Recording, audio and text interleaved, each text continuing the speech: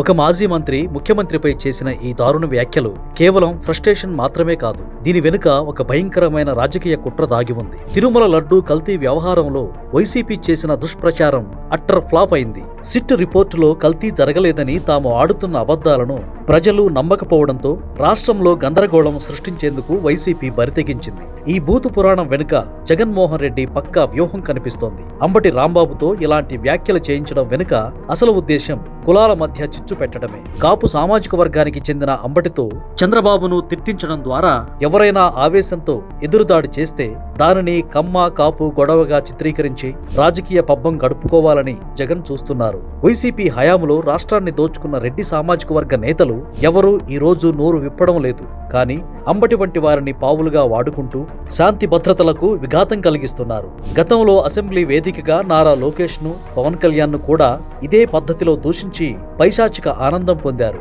లడ్డూ పాపాన్ని కప్పిపుచ్చుకోలేక ప్రజల్లో వస్తున్న వ్యతిరేకతను తట్టుకోలేక ఈ రోజు వైసీపీ నేతలు వీధి రౌడీల కంటే ఘోరంగా ప్రవర్తిస్తున్నారు. తన రాజకీయ ఉనికి కోసం రాష్ట్రంలో కులాల మధ్య చిచ్చు పెట్టడానికి కూడా వెనుకాడని జగన్ కుట్రలను ప్రజలు గమనిస్తూనే ఉన్నారు. అంబటి రాంబాబు నోటి వెంట వస్తున్న ఈ అసహ్యకరమైన పదజాలం నేరుగా తాడేపల్లి ప్యాలెస్ నుండి వస్తున్న స్క్రిప్టే. మహిళల పట్ల, ప్రత్యర్థుల కుటుంబాల పట్ల కనీస గౌరవం లేని ఇటువంటి సంస్కృతిని రాష్ట్ర ప్రజలు అసహ్యించుకుంటున్నారు. కుట్రలు పన్నుతూ, బూతులు తిడుతూ రాష్ట్రంలో అశాంతిని నింపాలని చూస్తున్న జగన్ మరియు ఆయన కోటరీపై తక్షణమే కఠిన చర్యలు తీసుకోవాలని జనం డిమాండ్ చేస్తున్నారు.